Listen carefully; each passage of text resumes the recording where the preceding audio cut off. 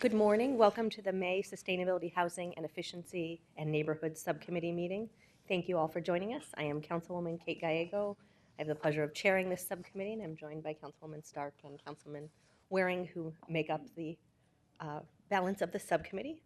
We'll begin today's meeting with a review of the minutes from April. And I will move to approve. Second. All in favor, please say aye. Aye. Aye. Passes unanimously. We have a lot of great things happening in the city, many in the housing department, and so we'll begin by looking at vouchers. And welcome Cindy Stotler, our housing director. Thank you. Good morning, Madam Chair and members of the subcommittee. With me today are Deputy Housing Director Titus Matthew and Deputy Housing Director Angela Duncan. And we are excited today to bring you 3 opportunities to house more low-income Phoenix residents. So the first opportunity is a request for proposals to provide supportive housing for special populations using Section 8 project-based vouchers. Section 8 project-based vouchers can be used for many different populations. And you can see by this chart we have a total of 6,780 vouchers. And some of those are designated for specific populations as they come from HUD, targeted for those populations like veterans and families and disabled and things like that. We also have a pool of 5,600, as you can see in the chart, of regular grouped housing choice vouchers that are just for the general population of low-income persons who are looking for a different place to live and take their vouchers and find a place to live throughout the city. These vouchers are very popular, and in regular markets of housing markets, they're used very often. However, we're experiencing a very difficult housing market right now, so we are asking to project base 100 of those 5,600 general pool vouchers. You'll recall that about probably 6 months ago, I came to ask to project base 100 veteran supportive assisted housing vouchers and 50 project-based vouchers to create new permanent supportive housing for homeless vets. We have the same conditions for other special populations that we serve, including the disabled, chronically homeless persons, and victims. So what we're asking for is to project base another 100 of those. Based on what we're seeing in the market, that is not improving for our voucher holders. We still have increased rental rates, we have a lot of low vacancy, and we have a lot of evictions. So with this kind of market, the landlords can be very picky and choosy, and our voucher holders are having a very hard time finding housing. We give them 60 days originally. We will give them an extension of another 60 days, and many of them are turning their vouchers back because they can't find anything in 120 days to accept their vouchers. So for that reason, we're going forward with project basing vouchers to provide housing specifically for these residents. So I'm going to turn it over to Titus to talk about the special populations we want to house. Morning. Morning. Special populations that have been previously identified by City Council include peoples with disabilities by federal standards, as well as victims of domestic violence and human trafficking. These populations that generally have extremely low income, criminal history issues, and have the most difficulty finding housing in today's rental market. Some of the project-based vouchers we have partners who create permanent supportive housing specifically for special populations. This housing has many benefits, including being specifically designed for the population it's serving, providing a sense of community and peer support that complements the formal supportive services, and the property is more sustainable in the long run with a long-term contract for vouchers, generally 20 years. And so these are the groups that help with our supportive services. We are planning to do an RFP in the fall of 2018, and we have evaluation criteria as listed above: experience with supportive housing for special populations, the project merit and approach, financial feasibility of the entity that's going to provide those services. With that, I'll turn it over to Cindy. Thank you. So again, in this market, we think we have the best possibility of housing our vulnerable citizens in special housing that's created specifically for those populations. So today, we're requesting subcommittee approval to recommend City Council approval to issue an RFP to create supportive housing for special populations, utilizing up to 100 Section 8 project-based vouchers. Wonderful, thank you. This is very important to our community. We're hearing a lot that we're in a very difficult situation with housing, and your information about people being unable to use Section 8 vouchers is further evidence of that. We've had some difficult events in the community with the transient population, and I think many of us are searching for positive outcomes to come out of that.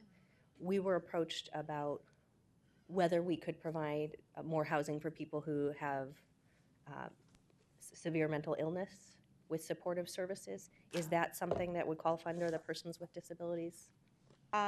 Yes, Madam Chair, that counts, that qualifies for persons with disabilities under this project-based voucher issuance that we're looking at. Also for the mainstream vouchers that I'm going to ask for in a couple of items down. So yes, we are keenly aware of the need to house persons with mental disabilities, and we're looking to seek additional housing opportunities for that. Wonderful. One of this committee's great successes and your is Phoenix Starfish Place. And that was something where we took housing aid and then also some community development block grant funding. Later in this meeting, we'll be talking about the city's community development block grant funding. Is that something we could couple with some of these vouchers, and would that maybe make it even a more attractive possibility for the people in the developing the housing?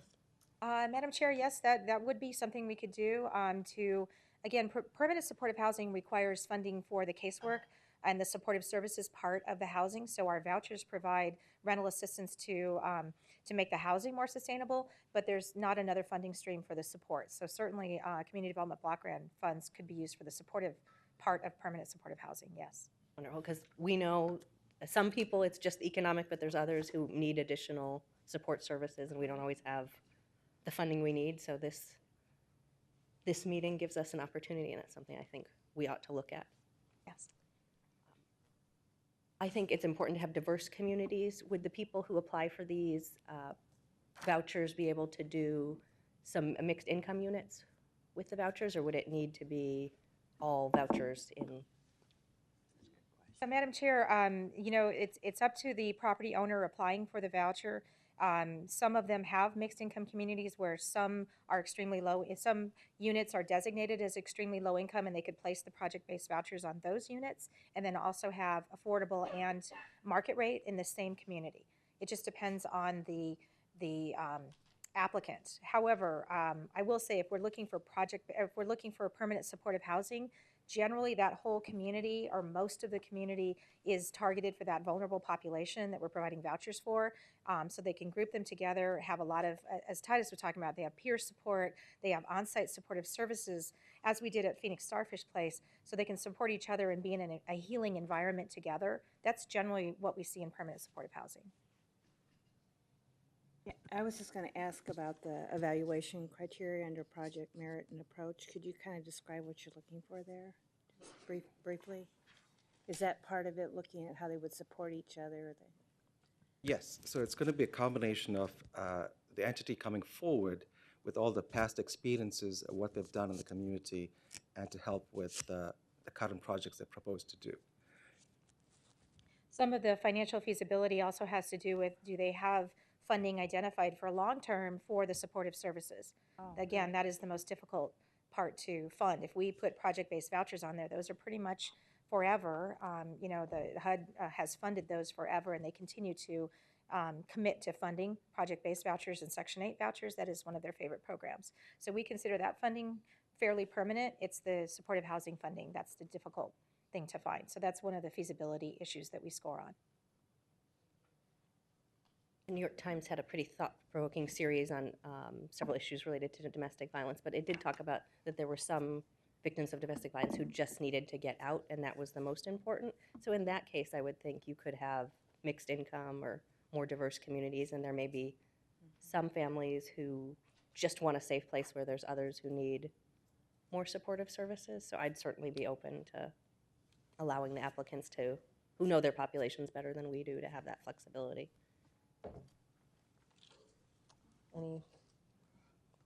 Wonderful.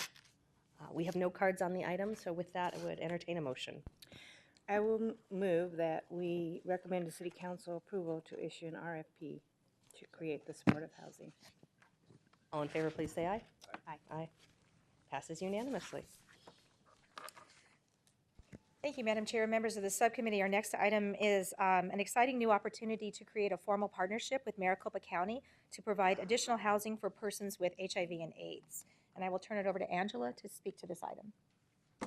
Good morning, Madam Chair, members of the subcommittee. The Maricopa County Project Home is a new initiative through the county's Ryan White program that focuses on housing, health outcomes, and employment for persons with HIV.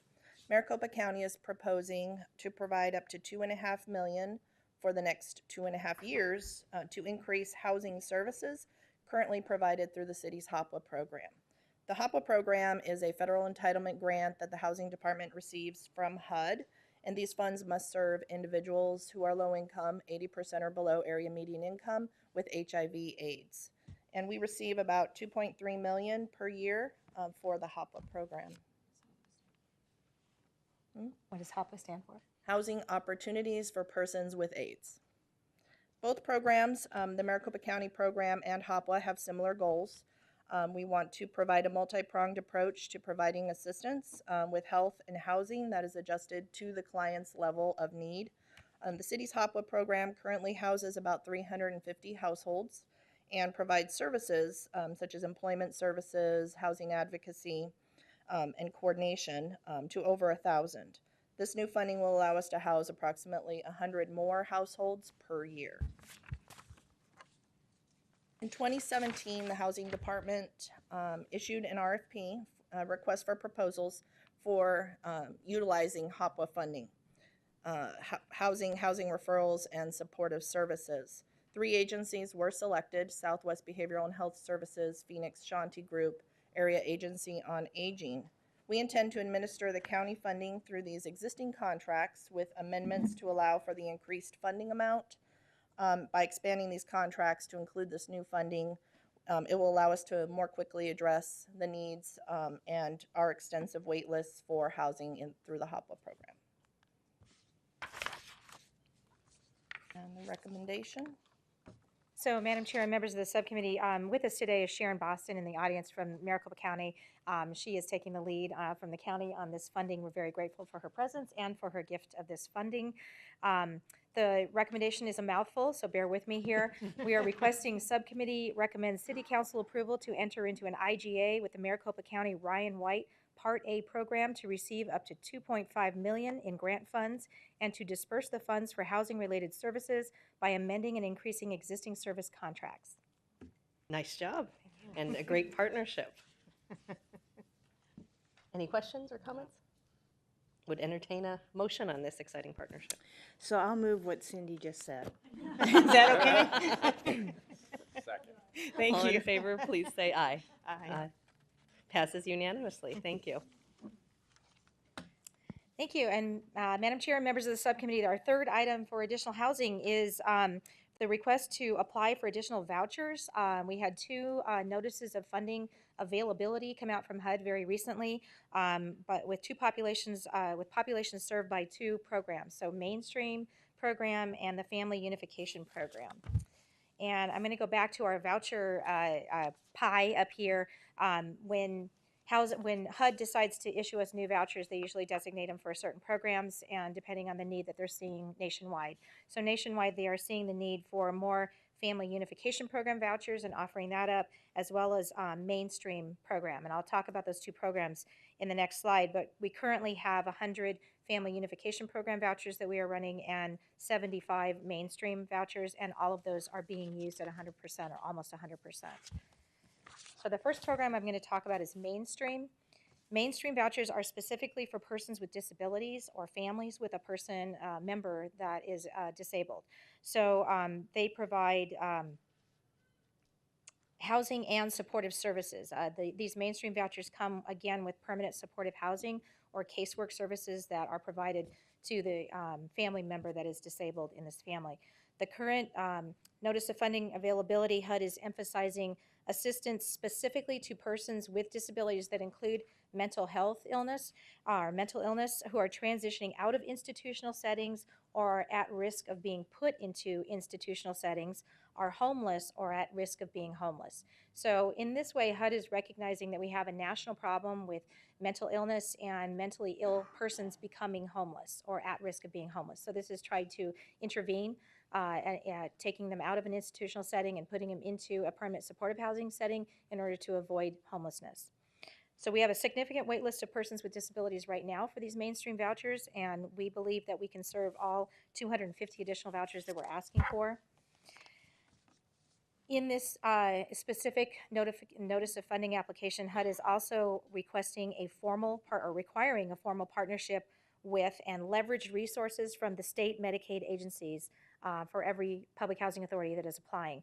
So we are currently working directly with the housing administrator at the Arizona State Healthcare Cost Containment System, our access as we know it here in Arizona, to formalize a partnership, and he is on board and has already contacted us as soon as this notice of funding availability came out. Everyone's excited about the opportunities to fund more persons with disabilities.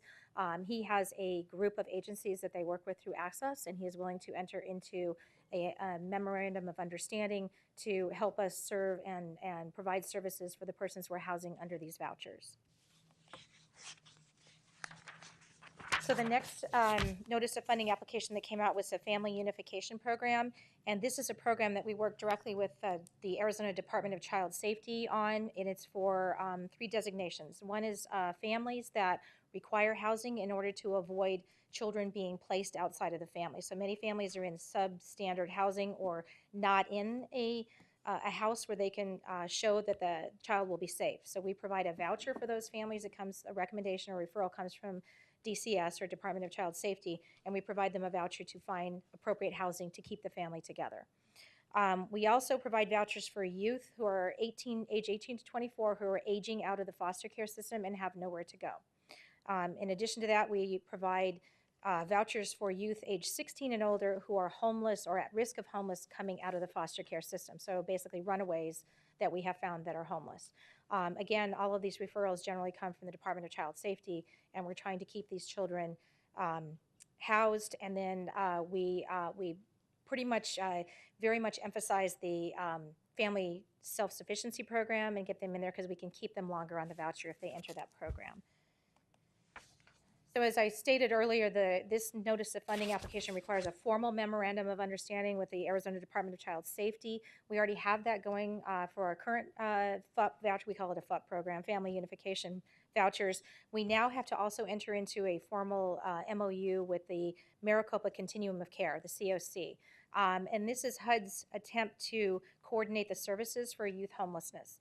And so the COC generally handles all homeless persons in a central coordinated effort to score them, refer them, and get them housed. This incorporates the Family Unification Program into that program. And we've already contacted also the Maricopa County Continuum of Care, and I believe we're setting up a meeting for next week to talk about this MOU. So everyone's on board to proceed with this program. Again, as I said, the youth that are served in this program, we strongly encourage them to enter into our Family Self-Sufficiency Program, which is also funded by HUD. That provides them services to help them get an education, to get job referrals, and to basically get back on their feet. And if they apply and enter the Family Self-Sufficiency Program, they can stay for 5 years on their voucher and then hopefully graduate with a savings account and be ready to live independently. So with all that, we are requesting today, Subcommittee recommends City Council approval to apply for up to 250 additional Section 8 mainstream vouchers and up to 100 additional Section 8 Family Unification Program vouchers. Wonderful, thank you. Again, really significant needs in our community, and it's great that we're stepping up to pursue this funding. HUD wants these vouchers to go to the individuals. They're not interested in project basing. So that's a very good question, Madam Chair. Once we receive the vouchers, it's up to the agency to decide whether we can use them as housing choice vouchers or if we want to project base them. So I think we would work with our agencies and referral agencies and the agencies that are providing these permanent supportive housing, especially for the mainstream vouchers with 250 out there, to see if we can house 250 in existing housing or if we need to project base to create new housing. And that's something we would evaluate once we get the vouchers and start programming them. Then when we come back to council and ask to project-based if we felt that was a better way to go. Because I think we regularly hear, and in District 8, and I imagine my colleagues do as well, particularly from the community of service providers who serve the LGBT youth, that they are looking for opportunities to create new housing, and that there is not the supply they'd like to see here. And I imagine you hear Oh, yeah. as well. So maybe when we get to a motion, particularly in that area, if we could look at project-based, if it would not. Certainly. Any questions?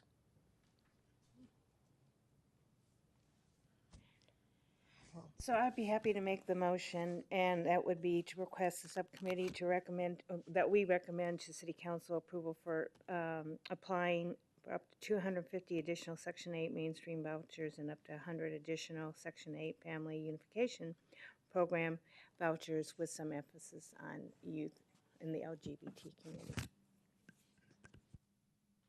Second. All in favor, please say aye. Aye. Aye. Wonderful. Passes unanimously.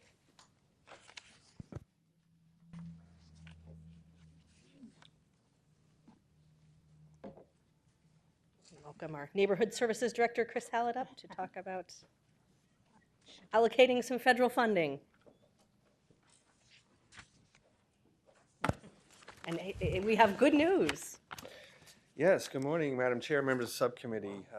More on our federal funds agenda today. We got a couple more presentations we'd like to present to you, and yes, it does come with some good news and opportunities. So first off, I am Chris Hallett, the Director of the Neighborhood Services Department. I'm joined by Marshall Franklin, the Human Services Director, and Cindy Stotler, the Housing Director, as all three of our departments administer these funds that are available through the HUD Annual Action Plan, which was our first presentation we'd like to discuss with you. So as you know, this is a process we do annually.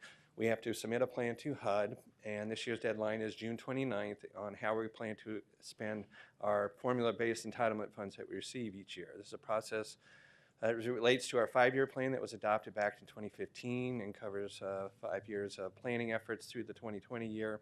And this process we've done every year for 44 years. So our HUD entitlements that we receive are 4. The largest of which is the Community Development Block Grant. This year's funding is up to $16.4 million, an increase over last year.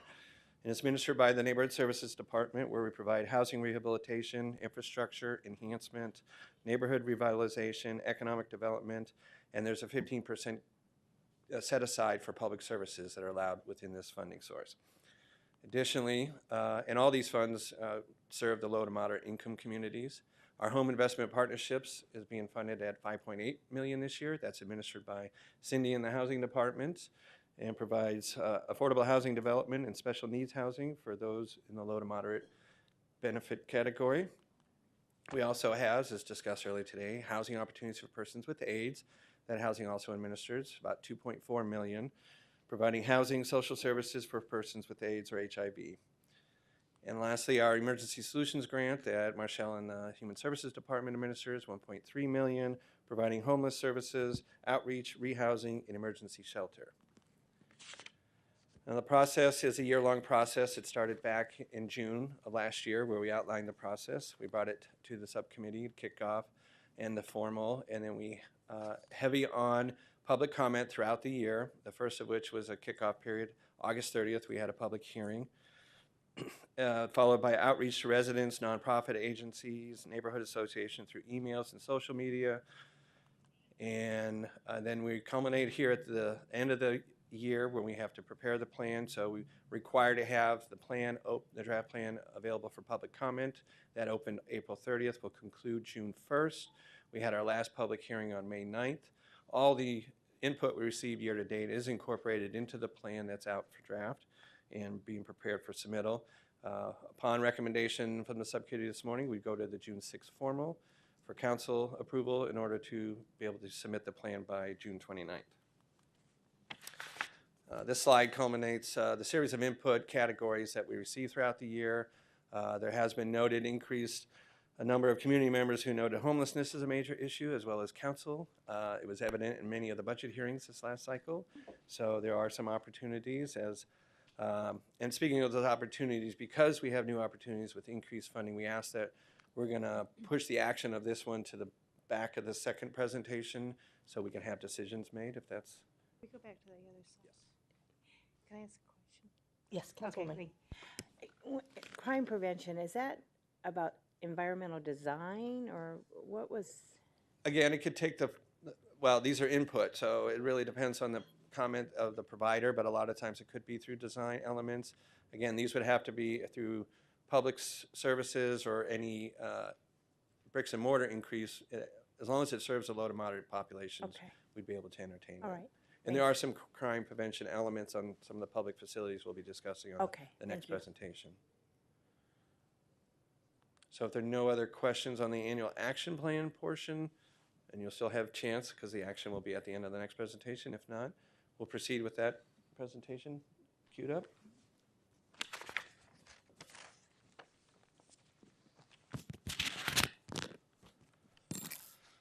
All right, as I said, the second part is the 2018-19 CDBG Public Services, Public Facilities. This is a process that we started back in October as well. We do the process in advance, and so the fundings are ready in July, so we can start funding these applicants right away so we can continue to meet our expenditure requirements of the grant. The process, we received about 79 proposals totaling almost $3 million in requests, and we have just under $1 million to be able to award. We have an 11-member Community Development Review Committee that's appointed by the mayor that evaluates these processes, rank order them, and that's what we're going to be able to present today. So first, a little funding history. Historically, we've had fairly level funding for the last several years, and that allowed us $620,000 available for public services. So these are services that for nonprofit agencies serving the low to moderate income populations, those in critical needs. But about a year ago, you mentioned earlier the Starfish place, we did carve out $150,000 for wraparound services for that facility. Additionally, at the beginning of this process, another $250,000 was reserved for funding navigators for homeless outreach. So assuming level funding, that leaves about $220,000 in order to fund the proposals submitted through this process. And additionally, we historically have had about $300,000 available for our public facility enhancements for those nonprofit agencies that provide services to the low mod populations. All right. So responsive proposal received. We got 57 responsive proposals totaling about $1.5 million in our public service category. In those categories that have been identified were youth services, services for seniors and persons with disabilities. Additionally, we received 10 responsive bidders.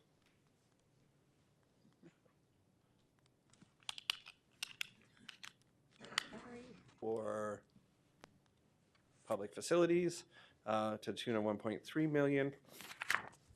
The number one category under the public services, we always get the most applications for youth enrichment programs. We received 42 responsive proposals asking for about $1.2 million. Again, assuming level funding, we would be able to fund these 5 recipients, totaling about $140,000, providing basic necessities, life skills training, mentoring for homeless youth, mentorship and education for hard-to-serve youth. Next category, seniors and persons with disabilities. We received about 20 applications requesting about $400,000. With level funding, we would be able to fund these 3 applicants, a total of about $80,000, providing life enhancement for terminally ill, health promotion, exercise, social and recreation programming for seniors, recreation for disabled persons to maintain hard-fought independence they gained through years of physical therapy. Public facility, again, we had 13 total applicants, only 10 were responsive, totaling $1.3 million in requests. With the $300,000 we have set aside for this, we'd be able to fund these 3 applicants to the tune of $278,000, providing secure and safe facilities and upgrading critical facility and components for these 3 facilities. So we did receive our allocation May 1st from HUD, fairly late in the process. Usually our annual action plan is due May 15th. So we are afforded 60 days in order to turn it around and get our plan in by June 29th. But we received an additional funds in CDBG, and that allows for an additional capacity of about 295,000 under the public services cap. So there's two options. We already had all these proposals for all this demand from our nonprofit community, and our review committee already rank ordered these. So decision before you today is we could either fund another 10 proposals that have been submitted in various different nonprofit, youth and senior and disabled programs, or, as you mentioned earlier in this meeting, we could use the funds for any other CDBG eligible. In particular, we received noted homeless reaction from the community throughout the year and public input. It's been a council priority and this subcommittee's priority. And so there was other opportunities mentioned earlier. So with all that, we get to our action options. So first and foremost, we recommend City Council approval for the 2018-19 Community Development Block Grant Public Services and Public Facilities Project based on level funding. So that's $220,000 for public services and $300,000 for public facilities, as presented here today and in the report. Secondly, we ask you provide a recommendation direction on how to best utilize the additional $295,000 of public service capacity. And lastly, we ask you to recommend City Council approval for the 2018-19 Annual Action Plan so we can submit it to HUD by the June 29th deadline. Wonderful, thank you. And thank you to the CD review community for all of their time they have put into this, as well as the great agencies who have been working so hard to put together proposals. From my perspective, it does seem like the information we got from the community is that homelessness is really a city priority, and that is where we need to focus on social services right now, that with a problem, just, I think, what is it, up 60% over 2 years? It's sometimes stressful for us if a problem is growing 5% per year. And so we really need to pay particular attention to that this year. So this is a great opportunity for us to strategically allocate assets. You spoke a little bit about the two sort of runner-up, or the ones we could fund with additional funding for youth and disabilities. Could you speak a little bit to what is the next project in line for public facilities? Yes, Madam Chair. Next up on the public facilities just happens to be the Human Service Campus. They did put in a request, so they were fourth ranked out of 5 total submittals for the public facilities that were deemed responsive. And it was for renovation and enhancement throughout, I think, a lot of security cameras, and which probably evidently needed, getting back to your crime prevention, in order to handle that many occupants they have on a given night, and the population can be a bit troubling at times. So that was their request. And we have no cards on this item, but if there's anyone who thinks we should put additional funding into the Human Services Campus, I think it would be appropriate to. Fill out a card. I guess you are a familiar leader on these issues, so maybe we can fill out a card afterwards. But thank you very much for giving me the opportunity to speak here. Yes, the item that you're mentioning, we would very much appreciate. I'm Sheila Harris. I'm the Executive Director of the Human Services Campus. It is for increased safety, not only of the clients that are on the campus, but our first responders. And we see a lot of City of Phoenix police. We see a lot of fire on the campus. The increased capabilities would enable all of them to be able to use the footage that we have from our cameras and help them in some of their work as well. Thank you very much. wonderful, thank you. And then is now an appropriate time to talk about what we could do to support the voucher work that we did earlier in the meeting? Absolutely. To me, that's something, I guess, when we allocated community development block grants to Starfish Pace, how did we determine what was the right amount of funding? Was it per voucher or? So, Madam Chair and members of the subcommittee, for Phoenix Starfish Place, we determined the number of caseworkers that we would need, and then determined how much we would need to pay for those caseworkers. In this case, it was 2 caseworkers for the 15-unit complex, and then asked for community development block grant funds to cover the 2 caseworkers annually. So we could, there's many ways to go about this. We could allocate a dollar amount and just see if there were takers on permanent supportive housing that went with our vouchers. And they could also, we could do a combined RFP to include CDBG funds for supportive services and allow people to ask for those funds. Or we could allocate it to Human Services, who already provides casework, for 275 of the vouchers that we have set aside for chronically homeless families and individuals. I'm not sure if there's a need there as well. So, Madam Chair, members of the subcommittee, as Cindy identified, we want to continue to do some additional research, but all of the individual services she mentioned, we feel very comfortable from a homeless services perspective that there's a need. And it really is a matter of just determining how we best maximize that need with the dollar amount that you would approve, if approved, for us to be able to use. So I'm not giving a direct answer because we do want to make sure that what we're providing, to your point, is best meeting the needs there in the community, the wraparound services, supportive housing, et cetera, et cetera.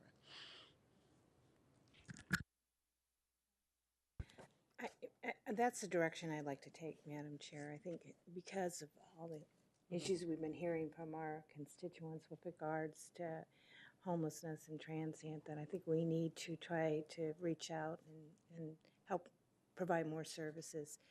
I'm not sure how much the dollar amount is either. I guess I would leave that up to you guys. Do you have any suggestions, or do you need to do more research? Or? So, Madam Chair and Councilwoman Stark, we would most definitely like, again, to do just some additional research. What would probably work best for us as staff is if there's an up to dollar amount, and then we obviously would come back to update you in terms of what would be our recommendation for how we would spend those funds, again, with the focus and direction coming from you all that we really need to hone in on how we can best continue to increase our homeless services. Let me try a motion. Okay. So would move that we recommend approval of the level funding recommendations for community development block grants. And then with the additional funding, first allocate to service, human service campus security. It looks like the CD review community said that the Elevate Phoenix was a real priority of theirs. You mentioned it in the council memo. And then the remainder to homeless services as best determined by the Housing Human Services directors. How does that work? I'll second it. Thank you. Any questions Not or that we're additions? micromanaging. No, not at all. It was more wordy and what. I was trying to compete with Cindy, the longest motion of the meeting, although nothing will, my motion at our last meeting on some of the finance ones was my personal record ever for longest motion. I will not ever compete with that again. I think you've got a motion in a second. Yeah. Wonderful. Any clarifications? Madam Chair, item number 3, do you want to incorporate that into the motion as well? Yes, and approve the annual action plan. Thank you. It takes a lot of people to help us allocate these funds. Wonderful. So we have a motion and a second. All in favor, please say aye. Aye. Aye. Passes unanimously. Thank you all for your work on these projects. And this encompasses items 5 and 6. Yes. So we have neighborhood cleanups, our grand finale item, where we have carefully recruited half of the city's directors to talk about busting silos. We are busting silos right now. So this really is related to some of the topics we've been talking throughout the meeting. As the impact of homelessness increases on our communities, our neighborhoods are feeling it as well, and in particular, neighborhoods near service providers have asked us to do more.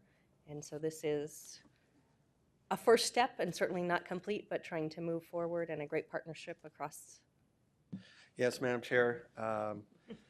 Members of the subcommittee, again, Chris Hallett, Neighborhood Services. I'm joined today with Marshall Franklin, Human Services Director, Joe Judice, Assistant Director in Public Works, and Mark Glock, Deputy Street Transportation Director. We are here to provide an update on homeless encampment and cleanups, efforts and opportunities. So there has been a lot around this topic lately, so we will continue the discussion. First off, I'll give a quick overview of the process. Phoenix Cares does provide a one-stop shop customer service where we receive all the calls to one call center. We're able to respond to them, triage them, and then dispatch accordingly. Of course, we lead with services, where we send out our community bridges outreach team to first engage with the homeless on site, try and get them into services, take whatever actions are necessary at the time, including transporting them to shelter, hospital, or other needed services. We also have available tool of our repeat offender program, should they not willingly go into any kind of services and they continue to be a nuisance. We work with our MROP officers to develop enhanced prosecution opportunities, should we need that, to further motivate them. But yes, the primary goal why we're here today is the cleanup efforts. Once we've handled the homeless on site, how do we handle those? So to date, we received 1,333 reports of homeless issues. 2/3 of them still today have encampments related to them, and they still are about 50-50 public property versus private property.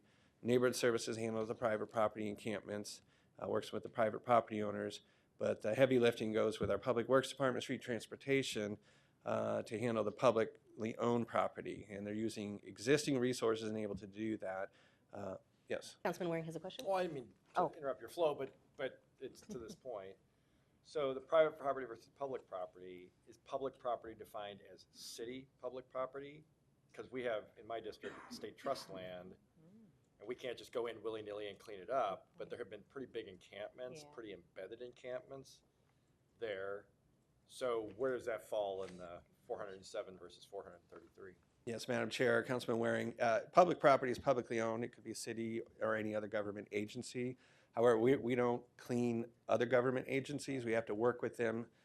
So it could be under the private, it's under public property, but that would be something our department probably works with, or anybody who has a direct link to any of those jurisdictions, because Street Transportation works with ADOT a lot for clearing their properties. So we work with the jurisdiction responsible for the property, whether it's city-owned or state or county. So for our purposes, really, the public property, not city-owned, pretty much acts as private property for our purposes, which is why I was asking the question. So, but it sounds like the 407, the state trust land examples I mentioned would be in the 407 public property, but we just don't get to go out, as I've gotten to explain to constituents who love this explanation. We don't just get to go out and clean it up. We have to ask permission, just like we would if it was private property. I don't know that they ever say no, but just by virtue of the fact that you got to call somebody rather than cleaning up yourself, it just takes longer. Is that a fair? Madam Chair, Councilman Waring, yes, that's fair. It takes an effort, a communication, and even a relationship building with those entities to get them to clean. Whether they do it with their resources or we're doing it with our resources, it does take additional efforts in order to make it happen. So I think at the last meeting, I don't want to speak for my colleagues, but I think there was an interest in getting some sort of blanket, go ahead and clean up our mess, so to speak, or whatever with state trust lands, because that's, I don't know if that's the majority of the complaints I get in my district, but we have a lot of state trust land, and so it's we definitely get multiple complaints about that, particularly in the Desert Ridge area that is kind of surrounded by state trust land, and so I'm looking for any kind of way that gets that cleaned up quicker and monitoring, because it's a big area. So if they're in the middle of 1,000 acres, it's not like it's something you'd see on the street just walking by. It's usually somebody's dog ran away and they were out looking for the dog or something like that, and they stumble upon this, and then they call us, and we have to explain, it might be a little while just to get permission to get it cleaned up. So anything that can be worked out, I think that would be extremely helpful, at least in the area I represent. So.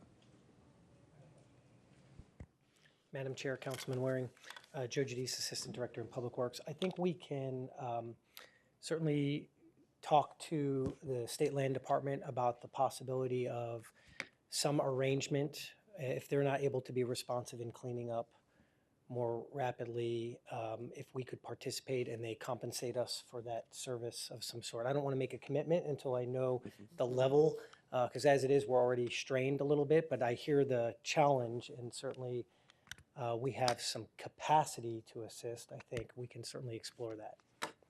I guess, Madam Chair, just my understanding is I think the police up there have actually bought like 4-wheelers just to go out there, I guess, and investigate when they get complaints, or some sort of, maybe I'm overstating, but some sort of special apparatuses to sort of identify this. It's also, of course, dangerous. It is the middle of a desert with no services by definition. So for the people who are camping there too, first, the damage tends to be more prevalent.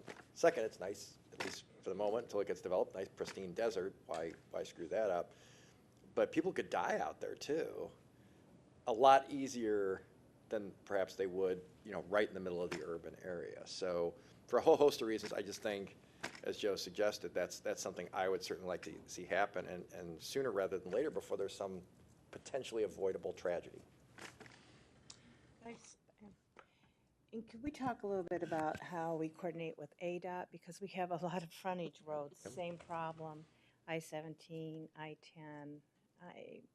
I don't know about the Loop 101, but perhaps you have it as well as a problem. But what are we doing? How do we coordinate with them? Good morning, Madam Chair, Councilwoman Stark, Mark Block, Deputy Street Transportation Director. We have been working hand in hand with ADOT on the logistics of how we are cleaning up interchanges.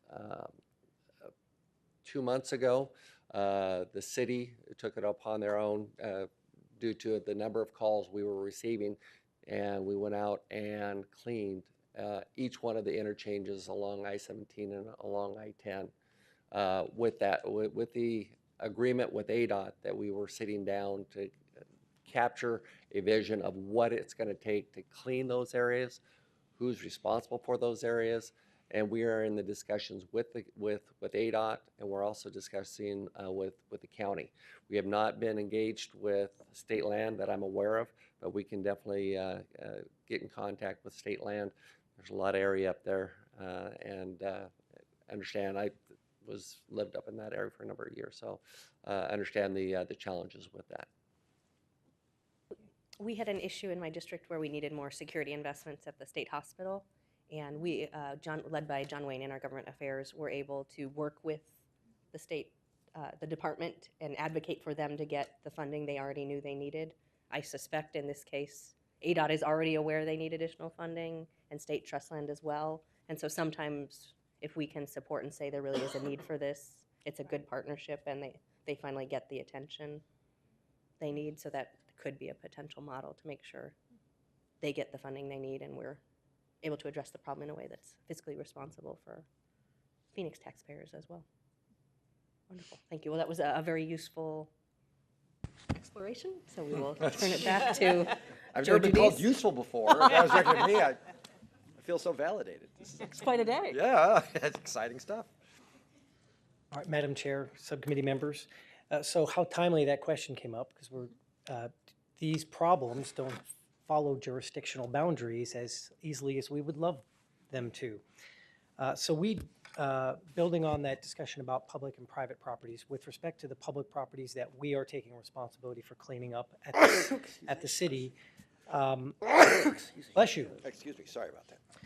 Our mission in Public Works, or one of our missions certainly, is protecting public health and safety by ensuring a sanitary waste management system. And certainly the results of the growing encampments and homeless populations and the variety of trash and debris that's left behind has challenged or strained our ability to meet that mission.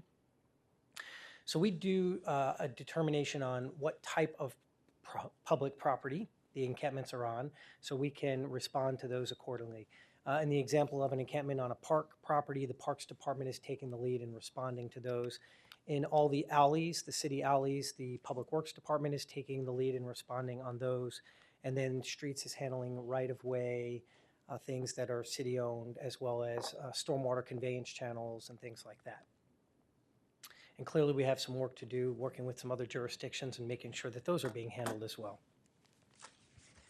So in terms of just painting a little bit of a picture of the Public Works response, we have no dedicated resources for homeless cleanups. What we're doing is just shifting some resources from other areas to get caught up. And truth be told, we're not living up to the kind of service level expectations that I would expect us to be able to do in committing to something like this. Our timeliness of response needs to be improved, and the number of our ability to respond. So there's we just did a check this morning, 250 cases currently in the system headed our way at some point to be cleaned up. So we kind of at least can forecast what the pipeline might be coming at us. And we're not really in a position to be able to respond to that many if they come to us all too quickly. So this picture just represents a more simple encampment in an alley that was cleaned up. And right now we're trying to get at about 2 days a week, and we're able to get about 15 encampments a week with that.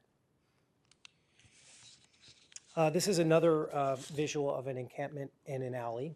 So one other challenge that we face servicing the alleys, our drivers have had a growing risk or concern of public safety in terms of people being in the alleys. You know, we're in there early in the morning, sometimes when it's before daylight is up, although this time of year, finally we get daylight earlier. And we've had several incidents where people have been injured, our trucks just doing their job. And of course, our drivers don't want to bear that burden, and we certainly don't want them to have that responsibility. And so our ability to be more responsive and get these encampments cleaned up before the weekly routes are going through will really, I think, help also to serve as a public safety measure. So with that, I'm going to turn it over to Mark. Sir. Thank you, Joe, Madam Chair, members of the subcommittee. For street transportation, all right, there we go. For street transportation, since October of 2017, we have committed and dedicated a 5-man crew every weekend. Our weekend, the reason that we are doing weekend crew work is because during the week we're doing other core functions as far as roads, concrete, asphalt, washes. So we have dedicated a 5-man crew every weekend, and as Joe was mentioning, our resources are strained, and we're only able to get out to truly the hot spots that are on the Phoenix Cares top 10 list. So we're out cleaning those areas. The top left picture shows kind of our challenges that we face while we were out there. I think we've all been out in the washes. We've seen these types of situations. We have a lot of biohazards along with the needles. We have human waste that we deal with, and we do visit our sites prior to going out to where if we know that we have these types of situations, that we have a vendor that we call upon that assists us with the cleanup prior to our crews getting out there. We have the ability typically on an average of 2 to 3 encampments a week, which is not nearly enough to handle all the calls that are coming in. The encampment size will dictate how long it takes. We've had a couple of encampments that have taken a couple days to clean up. Loads, truckloads of material that we have hauled out of these areas. So some of them are challenging, some of them are as simple as a cart or a mattress or something of that nature. But on an average, we get to 2 to 3 a day. Now the type of areas that we do clean, we have washes, and our washes that we have about 30 miles of washes that we're responsible for. We have about 80 miles of easements that we also, drainage easements that we're responsible for. These are the areas where the homeless typically like to hang out. It's covered, cool. The outfalls in the washes, we cleaned out 5 along the Salt River in conjunction with parks, and we found a number of homeless that are down in those areas. We have them under our bridges. We have 500 bridges in the city of Phoenix. We have about 2,500 culverts, and they all like to migrate into those areas, especially in the summer. It's a little cooler in those areas. So we're only capturing the hot spots again for the areas that are getting called in. The state land issues, we know that they're out there. We know that there's a lot of other areas that are out there, but we just don't get to them. We capture the ones that get called in, and we work with PD as far as getting, if we come into an encampment area that has individuals that are there, we have PD assist. We sign the areas, our washes. We've signed some of our box culverts, no trespassing. But our public right-of-way is a little bit more difficult as far as the type of signage that we're allowed to place. And we're working with law as far as what's the appropriate sign, because it is sensitive as far as what type of signage we're allowed to place in those areas. So with that, just kind of a quick summary. With Public Works, our current service levels are about 15 areas a week. And for street transportation, our right-of-ways, our washes, we're only able to get to 2 or 3 of those a week. We know that's not enough, but with the proposed resource that is out there right now, we're looking at being able to increase our service levels. Public Works will be able to dedicate a 5-man crew or a crew 5 days a week and increase their service level up to 50 to 60 areas in a week. And for street transportation, we're able to capture 12 to 15. And with that 12 to 15, that means a lot because we're able to go out and have a dedicated crew that has equipment dedicated that will be able to catch these small little areas along with any larger encampment areas. So that'll be a huge increase for street transportation. So with that, we'll go into questions. Wonderful, thank you. We do have one card from the public, if we could take that first, from Eva Olivas, who, at least for my district, has been the most effective advocate at telling us we need to do better for our neighborhoods in this area. Good morning. Thank you to the committee for allowing us to have this moment to speak. And so I'll be really quick. I know I have 2 minutes. I want to make sure I get the points out. And do know that at the end I'll connect the dots. So I want to publicly remind everybody that the communities that wrap around the Human Service Campus were committed to over a decade ago that there would be about 400 to 475 people at that place. So this community felt that it was manageable and we had a responsibility and we should care for the homeless population. As that has changed, the demand for homeless services has increased. The campus has tripled in size, and the demand of services there that has impacted the neighborhoods has been extraordinary. I can tell you, I strongly feel, and all the leaders of the neighborhoods that surround, I'm here on behalf of both sides of the track there, feel that it's extremely unreasonable and it's unfair, the concentration of homeless that these communities are having to bear for the entire county, city, or whoever. But we are asking, and I support any money that can go to help the homeless population. We support that to be allocated to them, but we do not support increasing the beds at the Human Service Campus. We do not support allocating additional funding there because we feel that it's extremely unfair to the communities who are currently and have been for a long time bearing the weight of the impact. That being said, we are one of the strongest supporters. We talk to our residents and say, do not let people panhandle from you. Go to the campus, give money to St. Vincent de Paul. So we are trying to do what we can to help in that way. The other thing I have to say is that the Phoenix Cares program, when it launched, was a great idea, but highly unfunded, and we've been very aggressive about going to all the budget hearing meetings, very aggressive to express what we need for the neighborhoods and how to keep our communities healthy. The real heroes here, I can tell you, have been for the neighborhoods, recreation, public works, the neighborhood services department, and the police department. They have been the community heroes in this because within this unfunded program, that was a great idea, but just didn't come with enough attached to it to make it real effective and productive.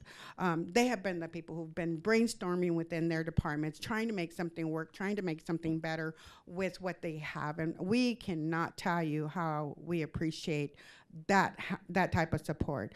The support that the neighborhoods need right now does not come from the providers. It does not come from the campus. It comes from these departments. So I can tell you that what you're going to do in the budget this year or what you're going to do today is still not enough, but it is 100 times more than we have had lately.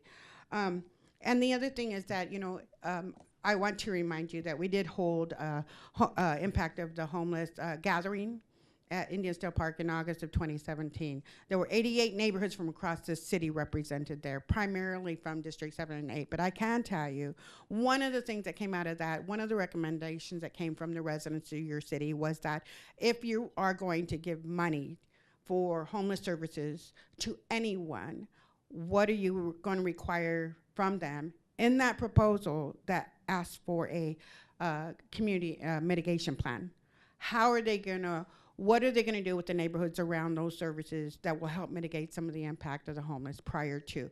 And believe me, we do not want to shuffle a problem, because our sister neighborhoods are counting on us to try and make it right so that we spread the wealth of responsibility. So, but I can't tell you how supportive I am of every dollar going to neighborhood services and these departments who have been our community heroes. We need it, we need it, we need it. So, thank you. Thank you. Councilwoman Stark. So I just had a question on feeding of the homeless. I understand that Public Works generally has to clean up after a charitable organization comes down with sandwiches, bagged lunches, whatever, and we've been really kind of bearing the cost of that. Is that correct? I have to put you in a tough spot. Madam Chair, Councilwoman Stark, we try to do our part, I think is what I would say. We have most of our customers are paying customers, and I try to keep it that way because I want to make sure the solid waste utility is kept whole, and the customers that are paying for the services we're providing are receiving that service. But we do also provide other important services, illegal dumping response, et cetera. So at the Human Services Campus, I know we have Andre House now as a customer. So some of these organizations hire private companies to provide the service to them. They have that choice. We can provide the service to them, or they can hire privately. Andre House recently switched over to our service, really like within the last couple of weeks, I believe. Okay.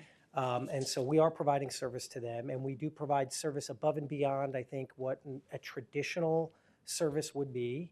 And then we will respond, certainly, if there's an issue in the neighborhood that requires cleanup. We'll be there to take care of it. So I guess maybe as a follow-up, we need to do a better job of educating that rather than going out and giving food. Like you suggested that we try to educate people to give to the right organizations that can help, and that might in turn help us from a cost perspective.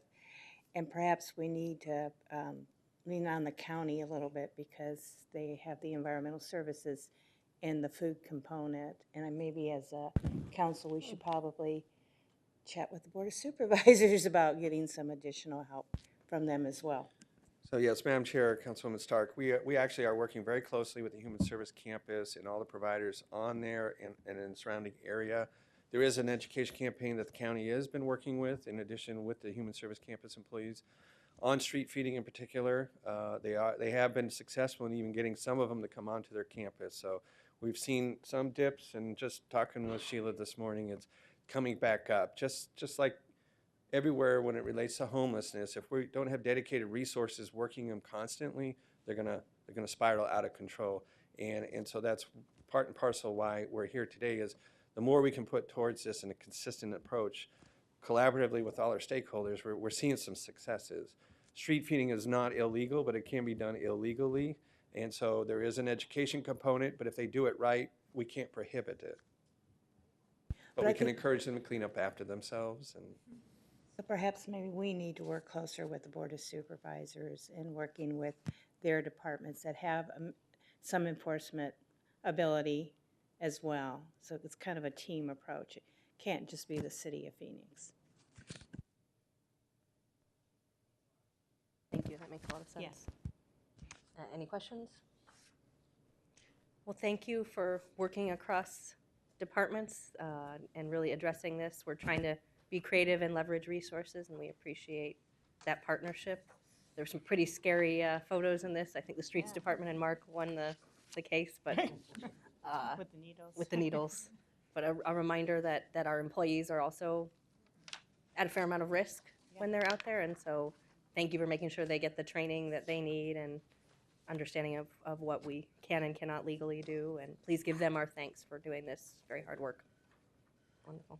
Thank you.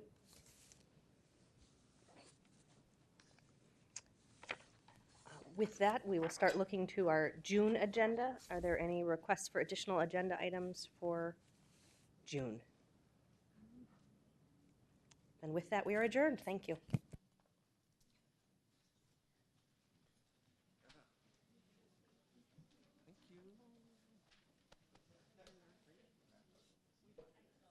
No, appreciate that. So we'll keep working it. It's going to take a lot of resources. So appreciate your support. And